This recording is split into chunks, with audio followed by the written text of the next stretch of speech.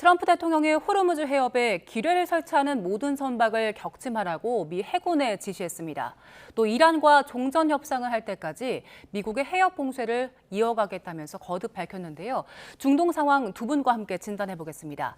백승훈 한국외대 중동연구소 전임 연구원, 주원 현대경제연구원 연구본부장과 함께합니다. 어서 오세요.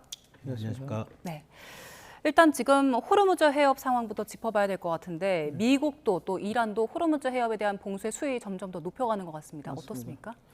지금 이란이나 미국이 둘 다 지금 호르무즈 통제권은 우리가 주고 있다라고 이야기를 하면서 계속 이 공세 수위를 올려가고 있는데요. 이란 입장에서는 이 통제권을 우리가 쥐고 있다라고 해야 되는 것이 이제 향후에 있을 만약에 벌어진다면 휴전 협상에서 자신들의 최고의 그 지렛대가 되거든요. 이걸 통해서 이란은 경제 유인을 많이 받아야 되는데 통제권을 다 놓쳤다. 그리고 미국이 통제권을 쥐고 있다 그러면 이란 입장에서는 경제 유인을 받기 위해서 사용해야 되는 그 협상력을 하나 잃게 되는 겁니다. 그러니까 이란 입장에서는 아니다.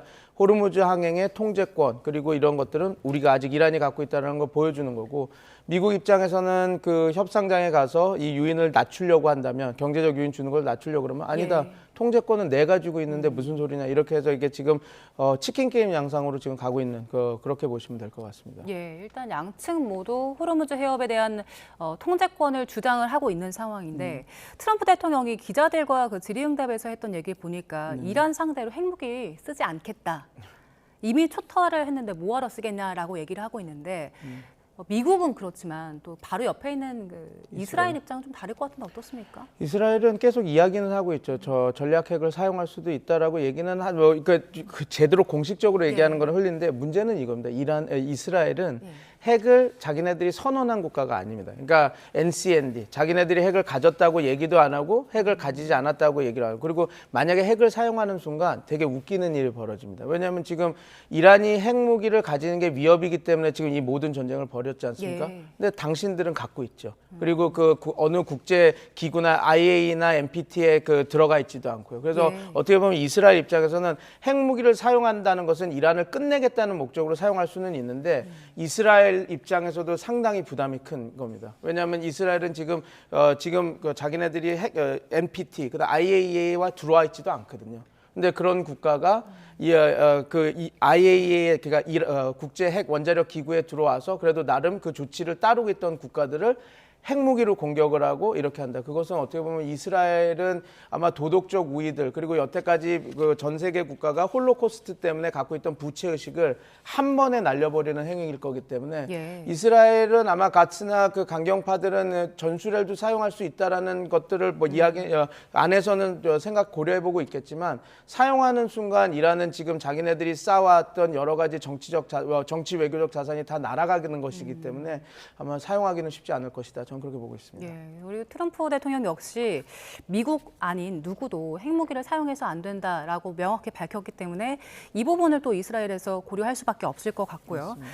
지금 호르무즈 해협이 사실상 마비가 다시 된 상황이기 때문에 뉴욕 증시도 영향을 받은 것 같습니다. 모두 하락 마감했더라고요.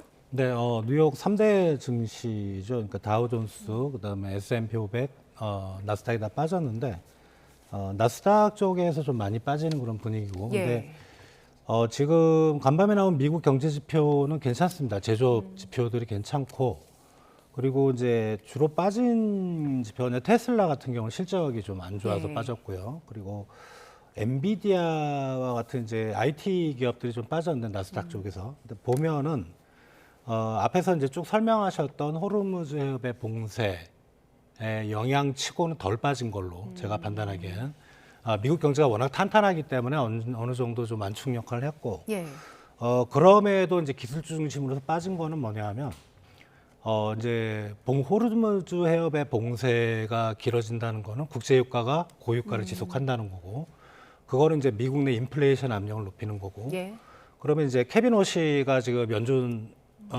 미국에서 청문회를 들어갔잖아요. 그래서 아마 별 의견이 없으면 이제 의장이 될 텐데 그럼에도 불구하고 지금 미국은 내년 상반기까지 금리 현재 수준의 동결입니다.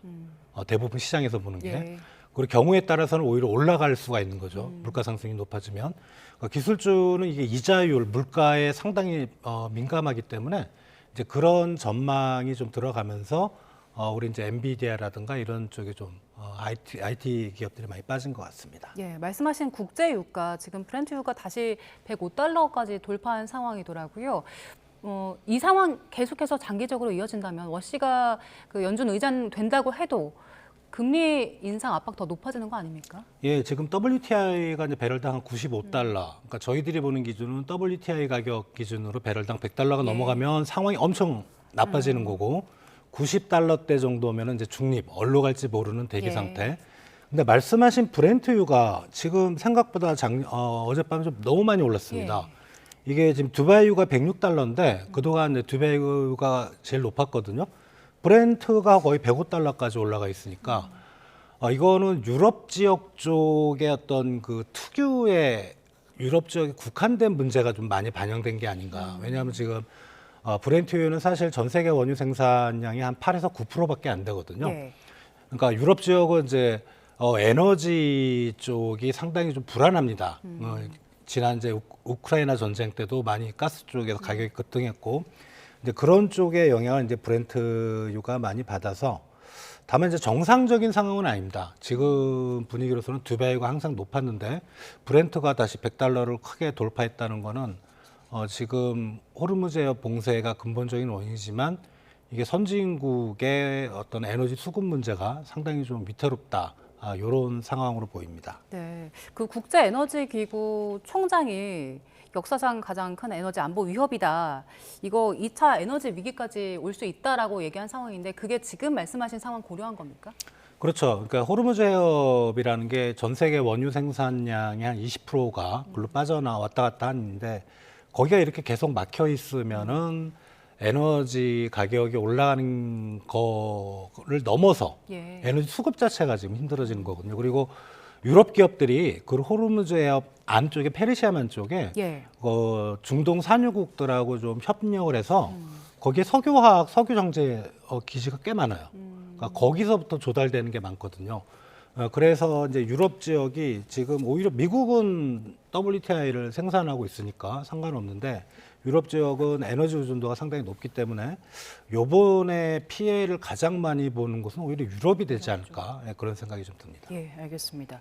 이번에는 이란 내부 상황을 좀 짚어보겠습니다. 지금 트럼프 대통령이 이란 그 내부가 좀 분열되면서 이 협상이 지지부진한 상황이다라고 얘기를 하고 있고 또 이스라엘 쪽에서는 한 매체가 갈리바프 의장 사임했다라고 얘기를 했더라고요. 지금 이란 내부 상황은 어떤 겁니까?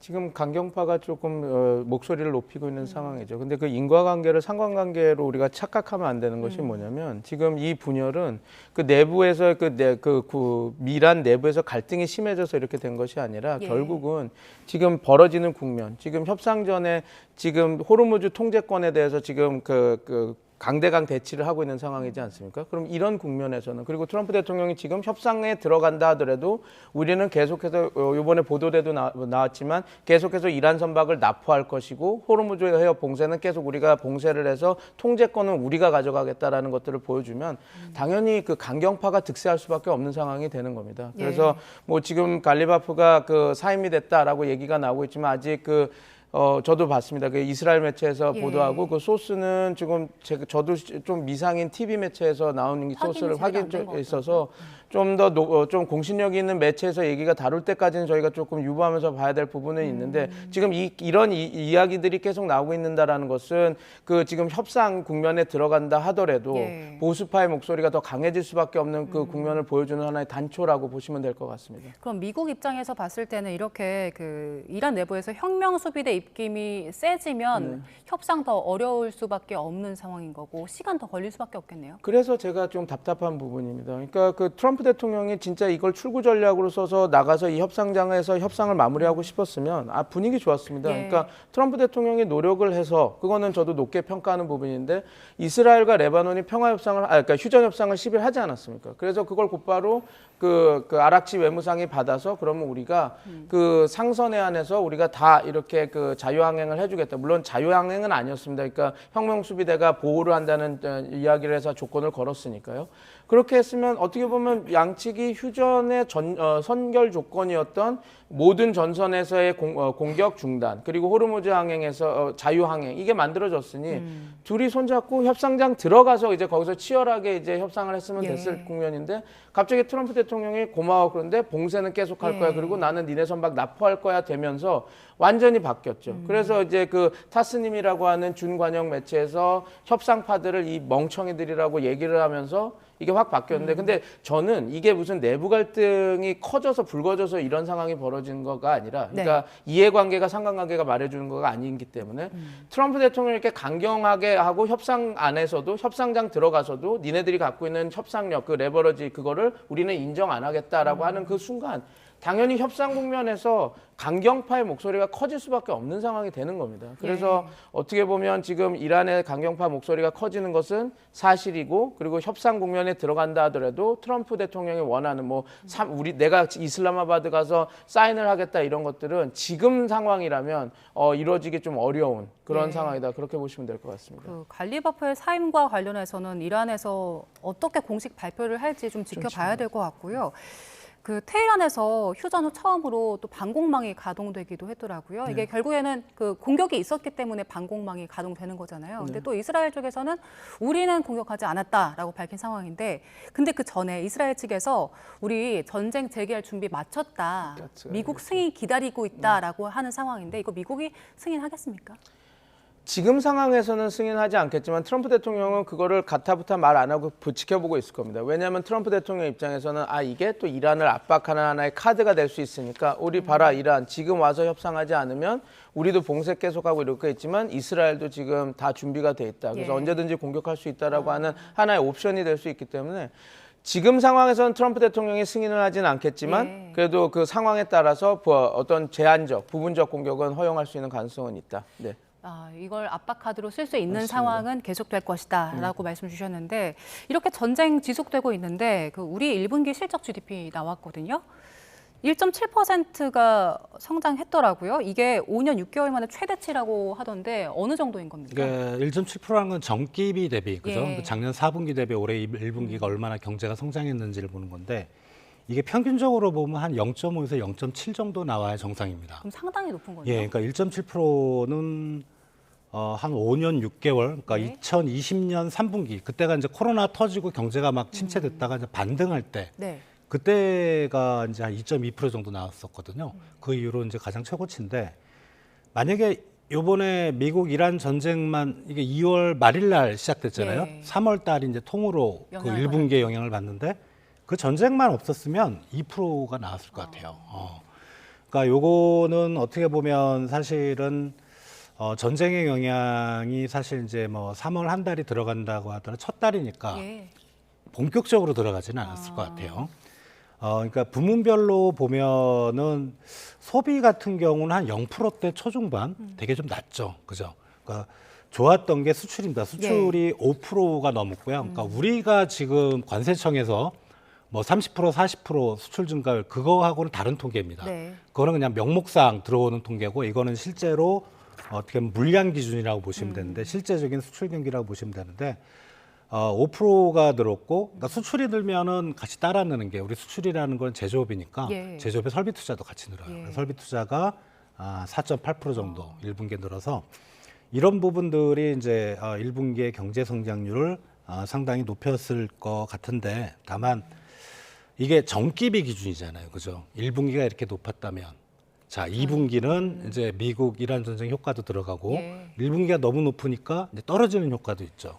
그래서 2분기 GDP는 1분기보다는 좀 상당히 안 좋은 쪽일 것 같은데 다만 다행인 건 이거 제가 뭐 재정 지출을 막 확대하고 이런 거 되게 안 좋아하는데 추경이 들어갔잖아요. 그죠? 추경 효과가 2분기에 좀 반영이 되면서 역성장 마이너스까지는 2분기는 안 나올 것 같고 한 0.5에서 0.7 정도 뭐 그 정도로 선방을 할 거로 생각이 됩니다. 지금 그 수출 쪽을 짚어주셨는데 그 중에서도 반도체가 그 역할을 크게 했잖아요. 반도체 지금 수출에서는 어느 정도 역할한 겁니까? 우리 전체 반도체 수출의 이제 4월 관세청 통계입니다. 이게 4월 1일에서 4월 20일까지 반도체 수출이 182%. 예, 엄청나게 늘었죠. 그래서 반도체가 우리나라 전체 수출에 차지하는 비중이 40%까지 올라와 있습니다. 그러니까 어떻게 보면 수출이 이제 5.1% 늘었다는데 이 중에 40% 그렇죠. 한 2% 정도 이상은 반도체 수출이 끌었다고 보시면 될 것 같고. 근데 문제는 이제 시청자분들이 궁금하신 건 1분기까지는 반도체가 경제 성장을 견인했는데 그럼 앞으로는 어떻게 되는 거냐. 예. 앞으로에 대해서도 지금 시장의 시각은 그렇게 부정적인 시각은 없습니다. 예, 반도체 호황 사이클이 언젠간 끝나지만 네. 그래도 올해까지는 한국 경제를 좀 끌고 가지 않을까. 그런데 이제 4월 달 수출 보면은 다른 품목들은 오히려 다 플러스가 났어요. 그러니까 석유 제품도 오히려 플러스가 났습니다. 예. 의외로 그게 이제 좀 물량이 안 들어오면은 수출이 안 될 것 같은데 예. 단가가 확 높아지는 바람에 그동안 석유화학 제품이 마이너스였거든요. 근데 자동차가 마이너스가 났어요. 차가요? 그렇죠. 그래서 지금은 자동차 쪽까지 좀 같이 끌어주면 좋은데 네. 그쪽은 이제 아무래도 미국의 통상 정책 영향으로 안 좋은 상황이고 반도체가 유일하게 끌고 있다. 예. 거꾸로 말하면 반도체가 꺾이면 수출이건 경제 성장률이건 추락할 수 있다. 이렇게 해석을 하시면 될 것 같습니다. 유일하게 끌고 있는 게 반도체라고 말씀 주셨는데 지금 우려되는 것 중에 하나가 그 삼성전자 노조가 예고한 총파업이거든요. 이거 영업이익 15% 정도 성과급을 안 주면 다음 달 총파업 할 수도 있다 이렇게 예고를 해놓은 상황인데 그럼 이거는 경제에 어느 정도 영향 줄까요? 반도체가 생산을 안 하면 지금 보면은 이제 그 우리 메모리 반도체는 거의 우리나라 기업들이 독식을 하고 있기 때문에 거기서 생산을 끊는다. 그러면은 일단은 전 세계적인 문제, 그건 제가 알 바 아니고 우리나라만 봤을 때 네. 반도체 수출이 끊긴다는 거잖아요. 그죠? 예, 그게 뭐 파업이 뭐 장기화할 수는 없겠죠. 네. 뭐 한 1, 2주 하거나 한두 달 하면은 뭐 그 정도로 끝날 건데 공장 일주일 멈추면 어느 정도 타격겠습니까? 그거는 저도 물어봐야 되죠. 근데 공장이라는 건 어떤 제조업이건 한번 멈췄다가 예. 다시 가동하는 데 엄청난 시간이 필요합니다. 왜냐하면 이제 중단했다 가동할 때는 이게 기계라는 게 한 번 또 작동을 하면 이게 불량률도 체크를 해봐야 되고 점검해야 될 시간이 많기 때문에 그러면은 지금 수출 경기 꺾이고 우리나라 경제 성장률 아까 반도체가 끌고 갔다 그랬잖아요. 반도체가 생산이 안 되면 꺾이는 거죠. 그래서 한국 경제 전체로 보면 상당히 좀 우려스러운 그런 부분이긴 합니다. 네, 일단 성장 짚어봤을 때는 그래도 긍정적이었는데 이게 그 소비자들이 체감하기는 어려운 것 같아요. 소비 심리 지수 99점인데 기준선이 100이니까 그거보다 낮은 거잖아요. 예. 보니까 그 계엄 그 이후로 가장 낮은 거라면서요? 계엄 이후로는 아니고요. 예. 작년 초에 그거보다 훨씬 낮았던 적이 있었고 그리고 그때가 이제 계엄이 터지고 탄핵할 때 예. 이제 그때만큼 이제 나쁜 순간이긴 한데 99포인트가 그렇게 아주 나쁜 상황은 아닙니다. 그렇습니까? 예, 100포인트에서 좀 밑으로 빠지는 거고 제 생각에는 이게 전쟁 중에 이제 서베이가 되는 거거든요. 국민들 몇천 명 정도 모아서 그거 치고는 덜 빠졌다. 저는 한 80포인트대까지 빠질 줄 알았는데 선방한 겁니까? 예, 이 정도면 선방을 한 것 같고 그리고 실제로는 이제 언론에서 들려오는 이제 뭐 호르무즈 해협의 위기 이런 것들이 소비자들한테 많이 좀 심리 위축 영향을 미쳤겠지만 지금 그리고 이제 뭐 나프타 사태라든가 근데 실제로 마트를 가보면 네. 우리가 물건이 없어서 못 사는 경우는 없어요. 예. 예. 생각보다는. 아직은 없어요. 그러니까 뭐 군데 보면은 이제 일부 석유화학 제품에 뭐 재고가 없거나 원료가 없거나 이런 건 뉴스를 통해서 우리가 접하는데 실제로 우리가 소비를 못할 정도의 어떤 수급 위기 상황은 아닌 것 같고 다만 가격들은 많이 올랐죠. 예. 그런 상황이라고 이제 아마 느끼시는 것 같아서 근데 이게 상황이 더 악화되면 더 낮아질 수는 있겠죠. 예. 그러니까 지금까지는 99.2포인트는 제 기준에서는 그래도 생각보다 선방했다. 예, 그런 생각이 좀 듭니다. 아직은 전쟁의 여파가 그렇게까지 크게 미치지 않지만 이게 길어지면 또 어떻게 반영이 될지 좀 지켜봐야 되는 상황인데요. 이런 상황에서 트럼프 대통령 그 시간은 이런 편이 아니다 이런 얘기를 또 했더라고요. 그러니까 나에게는 뭐 무한한 시간이 있다. 나는 압박을 느끼지 않는다라는 이야기를 했는데 근데 지금 상황 보면 트럼프 대통령이 5월 1일까지는 전쟁을 마쳐야 되는 상황이 아닙니까? 네, 전쟁법 때문에 그런데요. 예.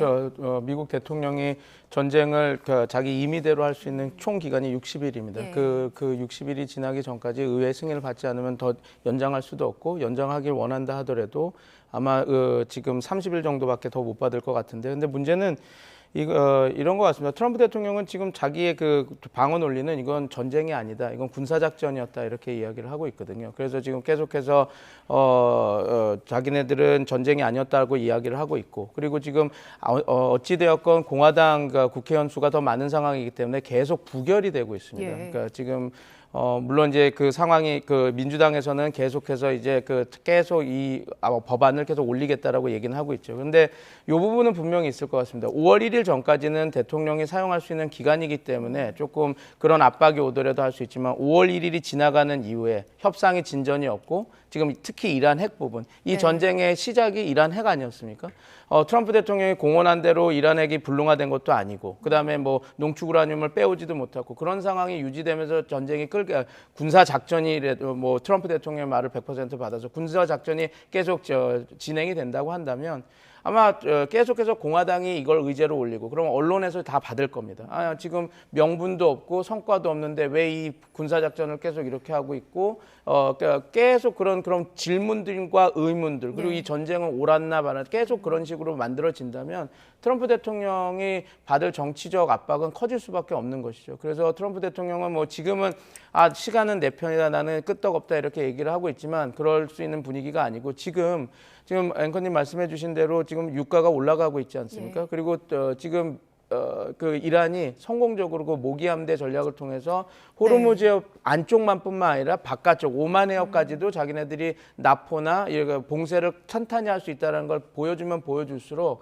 이제 유가도 계속 올라갈 수밖에 없는 국면이 만들어질 겁니다. 그렇게 되면 트럼프 대통령 입장에서는 아무리 자기가 나는 중간 선거 신경 안 쓴다 이렇게 얘기를 하더라도 그러니까 트럼프 행정부는 그렇게 얘기할 수 있어도 예. 공화당에서는 그렇게 느끼지 않을 겁니다. 중간 선거는 국회의원들 입장에서는 자기네들한테는 중요한 선거가 될 수밖에 없으니까요. 그래서 아마 트럼프 대통령은 말은 지금 협상 국면 전에 좀 여유롭게 하고 니네들이 더 힘들지 않냐고 이렇게 계속 보여주고 있는 것 같은데, 제가 볼 때는 트럼프 대통령 그리고 미국 행정부도 마냥 지금 시간이 자기 편인 거는 아니기 때문에 지금 트럼프 대통령의 그 발언은 좀 우리가 좀 뒤에 행간을 좀 맥락을 좀 살펴봐야 될 필요가 있다. 좀 그렇게 보고 있습니다. 네, 이대로 더 끌면 진짜 공화당 쪽에서도 조금 더 큰 목소리 나올 수도 있을 것 같은데 이란도 이 상황을 보고 있을 거잖아요. 맞습니다. 이란은 시간 끌면 끌수록 유리하겠네요.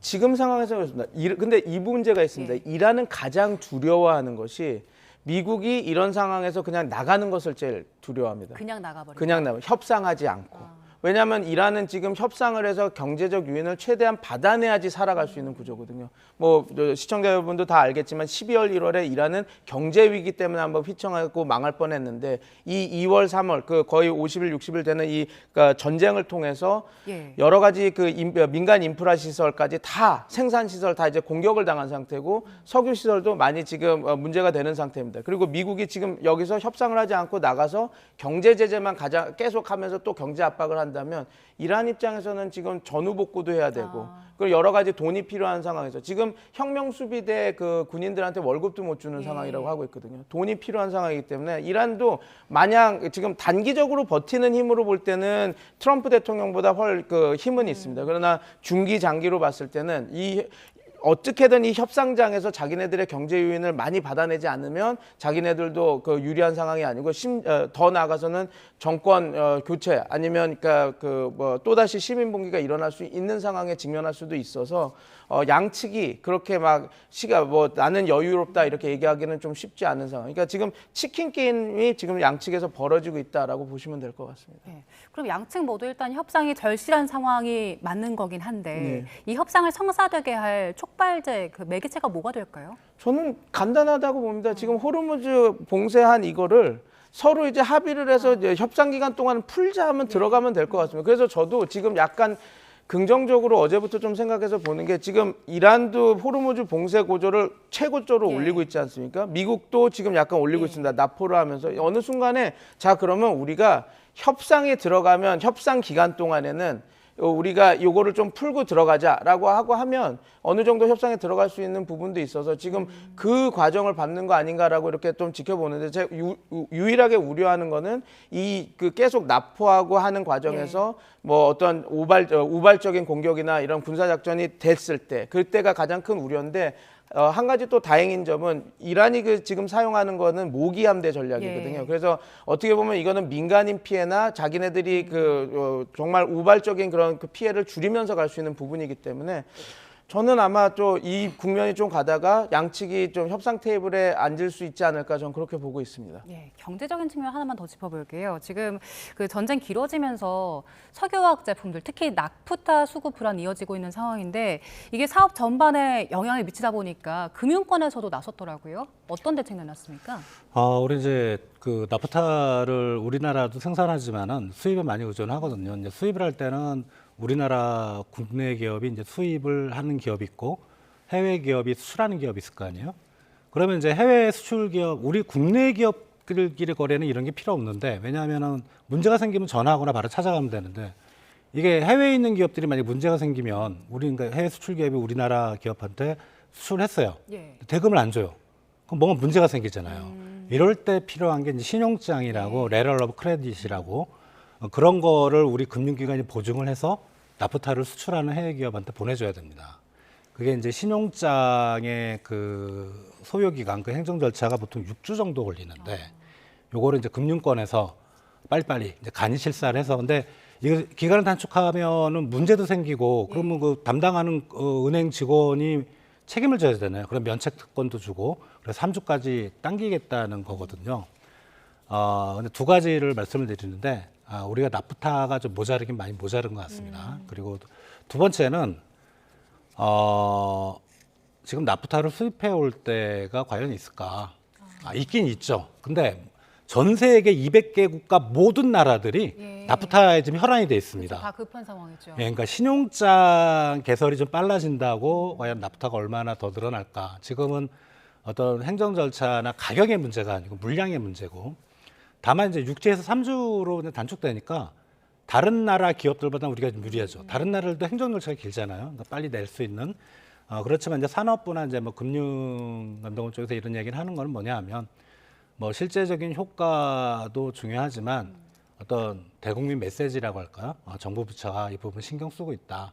이런 거를 통해서 어떤 국민들의 불안감을 좀 낮춰주는 그런 효과를 오히려 좀 기대를 하는 것 같습니다. 예, 일단 뭐 정부 산업계 할 수 있는 건 다 해보자라고 나선 상황인 건데 호르무즈 해협 둘러싼 긴장 여전히 높은 상황이고요. 하지만 대화의 여지도 여전히 남아있는 상황이기 때문에 계속해서 지켜봐야 될 것 같습니다.